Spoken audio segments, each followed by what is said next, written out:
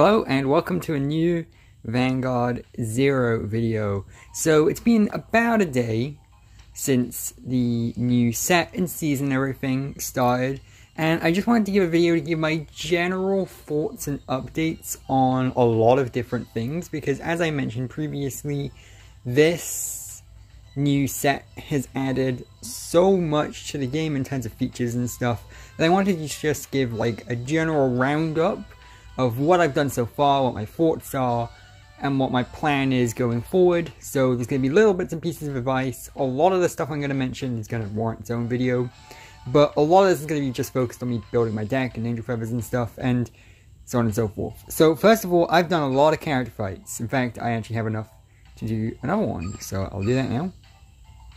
Boop, boop, boop. I have almost no crafting material right now because I have already crafted quite a lot. So I did a pack opening yesterday. If you haven't seen that, go ahead and see that. Thank you very much. But basically, in that pack opening video, I was aiming for angel feathers, and I got 2 of the grade 2 no seal and 1 sham seal, and those are the only triple rares for angel feathers I got. Which, you know, I guess that isn't the worst. You know, I guess I could have got worse pulls. Since then, I've managed to craft all the other double rares I needed, which were basically just 2 Kyriels. And I've crafted 1 of the grade 1 no seal.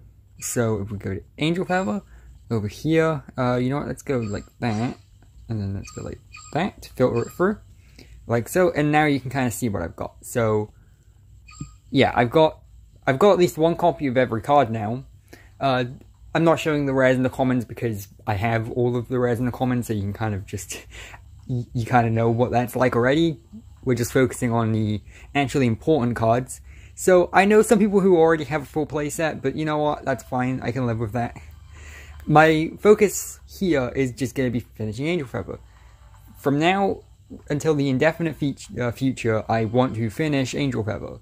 I want to get a playset of everything, which is honestly fairly doable. We're 2 days in now, and I've already managed to craft 2 Kyriels and a grade 1 no seal. So it's like, you know, if I could do that so quickly, I don't think it would be the biggest problem in the world to actually finish them. And I will be going over how I plan to finish them in a sec, so don't worry about that.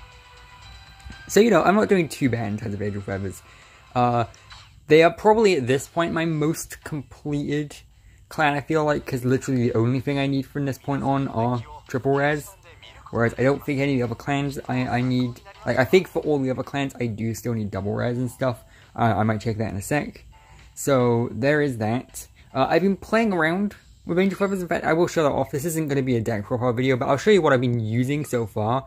I'm not making a deck profile video yet. I will be making some deck profiles for angel feathers, a couple actually, because there are actually some different decks you can build with angel feather. So I will do some of those soon. I just want to have some more experience so I don't just sound like I'm talking out my ass, basically, and recommending you the absolute worst cards. But this is what I've been running currently. I know this is very unfinished. I haven't even slotted in the new cards I've got. I've gotten 1 new Kyriel and a new no seal since then. Basically, my idea with this deck was, first of all, just throw all the triple rares I have in, because why not? They're good, they're triple rare. And second of all, focus on the Agodiel right chain. So you've got Agodiel here, and then you have another Agodiel here, and then you have Heavenly Injector here. So basically, this card allows you when you ride a Heavenly Injector on top of your Starter Vanguard, then you can look at the top 7 cards of your deck, and then add another card from the ride chain from those 7 cards into your hand. And then you ride chain, you know, so you do this, and not this one, you do this, and you get extra power. You also get a Persona Blast, so Counter Blast to Persona Blast to heal, which is really good, by the way, just being able to outright heal. That not many other decks have powers like that, by the way. Pretty much every other deck that I can think of, you need the heal trigger to heal with. So the fact with this one, you can Persona Blast, and just heal is really good, especially for a double rare. A double rare just straight up healing you? Yeah, it's a Persona Blast, but like still.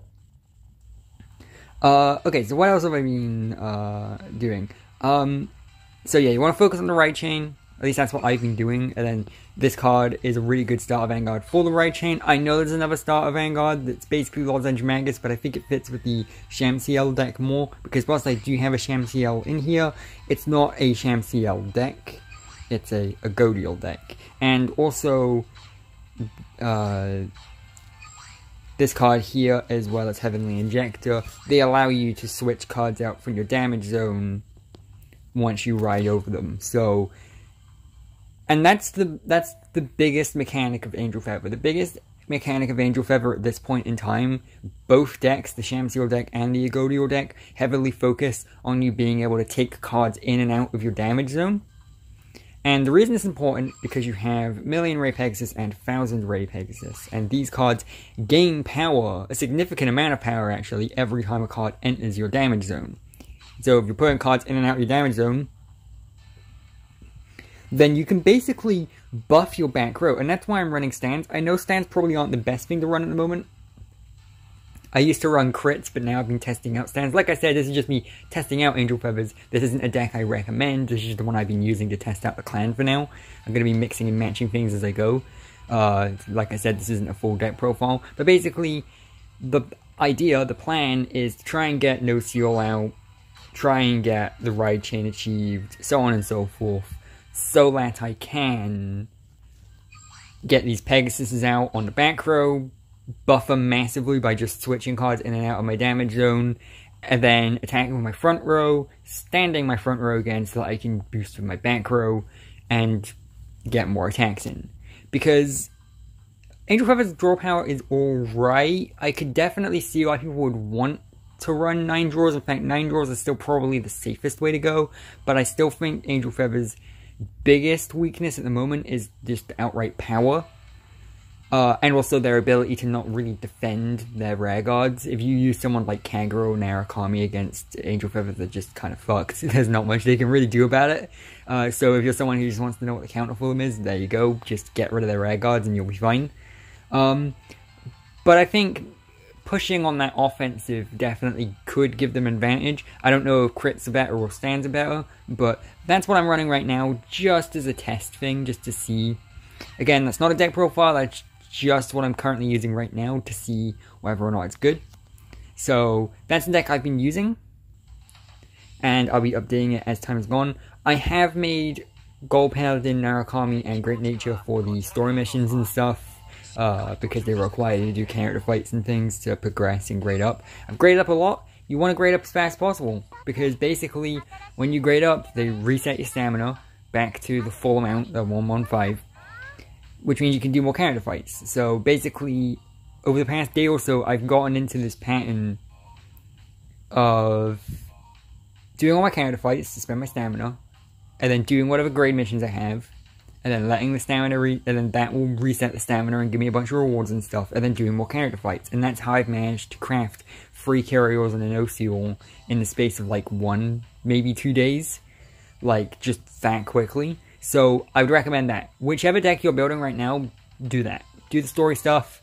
Another thing I've been doing, taking a quick look at even, and it is worthwhile now, finally, is the hard mode. I've not done much of it, but if you can see, you can do hard mode versions of the missions. Well, let me look at the prizes. Yeah. So you can do the hard mode version of the story missions now, and you could always do them, but previously the hard mode ones took stamina to do, which wasn't worth it, because these are what you get for completing an average hard mode mission. So one of those Gacha exchange vouchers, some premium coins, and some gems. Previously they weren't worth the stamina, because I'd rather just do character fights with the same amount of stamina, or a similar amount of stamina, I guess, and just get the crafting materials I need instead. These seem like a waste of resources and time. But now that they cost literally nothing to do, just do them and you get Gacha exchange vouchers and gems. So do those. Seriously, do them. In fact, right now I'd say they're probably a little bit more worthwhile than the ranked mode is.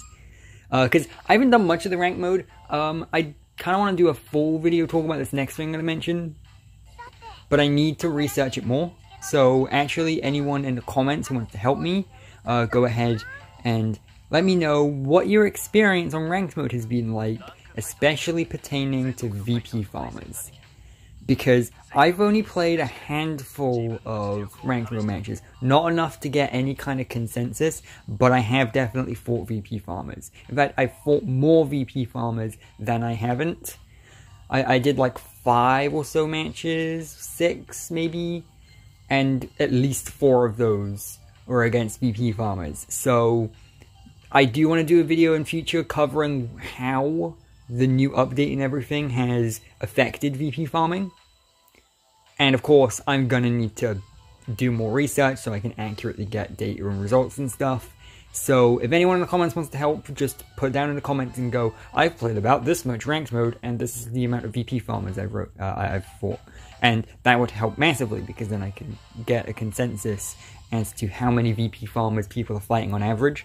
And then I can properly address whether or not, like I can do a video where I properly address whether or not the new changes and stuff actually changed the VP farmers or not.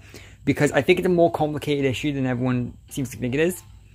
Because when that update happened, everyone seemed to think that it would stop VP farming, and I was one of the only people who was actively like, no, I don't think it'll stop it. The way I mentioned it in my video was I mentioned it as a gentle nudge away. And I think it is indeed still a gentle nudge. I think a lot of people are stubborn enough to ignore it, and that's not me giving an opinion.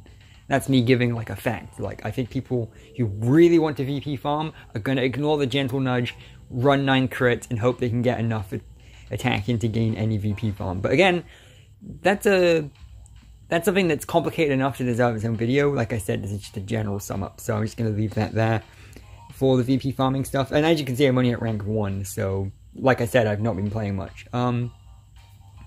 Okay, what other stuff? There is the rental mode. I'm not going to mention that much at all because the next video should be, and if it isn't the next video, then it'll be within the next handful of videos, it's just going to be a video dedicated to rental decks. So don't worry, I'm going to be covering that. Another thing I've seen, the most common comment on my previous video basically was, why not wait to open packs? Why do you open packs on day 1? The reason is because I make videos about this game. I make videos about this game. If I want to keep making videos about this game, I kind of have to have the new cards. So I get that whilst you probably personally wouldn't open packs day 1 and can find more efficient times later on to open them, right now, I kind of have to, basically. I have to open some packs day 1 if I want to keep making videos and stuff, and I'm happy to do that. I don't mind. Yes, my pulls weren't quite as good as they could have been, but I'm willing to accept that. And I know we've got that guaranteed triple rare thing coming at some point, I think. Bushiroad's been a bit vague about addressing that, and so we don't fully know what the deal with it is, and whether or not we're getting it, because I don't think I spotted it on that calendar that they sent out, but I'm not sure. Maybe it was on there, I guess I'll double check. But for anyone wondering, hey, you know, you're missing out on that, actually no, I'm not. You need 50 cards to take part in it. You need 50 packs even to take part in that, and I've currently got 48 if you include those exchange vouchers, so I'm fine. I'll still be able to do it anyway. Yes, I won't be able to spend every single pack on it, like the 150 I opened yesterday, but I can still totally spend 50 packs on it. So anyone worried I won't make a video doing that and opening the guaranteed triple rare, don't worry, I've already basically got the 50 packs you need to take part in that anyway, so don't worry, I did take that into account. And that's another thing, you gain packs so quickly now, just from grading up, doing story modes, doing the hard version of story modes, so on and so forth. There are so many, like, there are more ways than ever to make packs right now.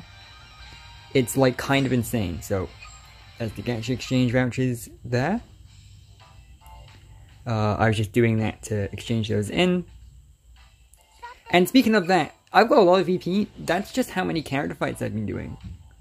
I've just been doing so many character fights. Like I said, I haven't played much ranked, but I've got so many character fights in that I've already got 300,000 VP in like the space of a day or two. So, yeah. VP, I'm not doing so bad in that regard. And yes, indeed, this is the new global VP ladder. And you know what? After spending some time with it and looking at it and everything, of course, I do need to wait a full season before I give my full proper opinion of this. But for now, yeah, I'm happy with this ladder. I don't mind it. So, controversial opinion, I know. So, okay. I guess next thing, my room got some updates. May as well go over them. Who cares, am I right? But may as well. So, here's my room. I've got Ultra in there right now. They talk to each other sometimes. Cool. Hello, Rekka. I might want to do a popularity contest. Nice. Basically, the biggest update the My Room feature got was new characters. You got Rekka, Suiko, and some of the other ones at the bottom here. Some of which I've already are old ones I just haven't gotten around to unlocking yet. So there's that. Come on, load. There we go.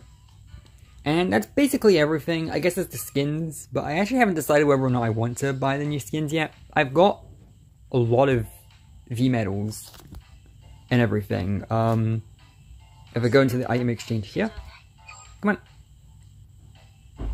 Here we go. Yeah, I've already got a lot of the V-medals. I got 337, and I'm kind of tempted to get this Suiko one because it gives you like sham CL sleeves and everything. But I haven't fully decided yet. That's a lot of V-medals. I've been saving them for a while. And there's nothing here that really catches my eye other than that. I might genuinely just go for the more gash tickets, honestly. So I'm not going to spend those quite yet. The upper limit's 500, so I've still got more than enough time to kind of make my mind up and everything. And the Suiko skin will be sticking around for, I think, until the next set drops. So I've got time to think about it. And in terms of Sentinel medals, I've spent them. As you saw in the previous video, I spent 3 of them on Angel Feather, and I think off screen afterwards, I spent the last one on the Gold Paladin one I needed. So, right now isn't the time to really be saving them, honestly. If you want to play any of the new clans, then just spend them on the new clans, basically. And there we go, that's a pretty succinct kind of sum up of a lot of the new stuff. A very quick and brief look at a lot of the new stuff that just got added. I will be doing full, more extended, in-depth, and informed thoughts of a lot of this stuff later on in their own videos in future. And, oh yeah, and also I've got the Rekka home screen, but you probably noticed that, didn't you? So yeah, that's my quick and succinct thoughts of all the new stuff. Just very quickly, just to kind of give a really big sum up and recap. And I'll see you later with some more Vanguard Zero videos. Be sure to let me know what kind of decks you're running, how you're building them, how many VP farmers you ran into, so on and so forth. I do genuinely like reading the comments. And I'll see you later with some more Vanguard Zero.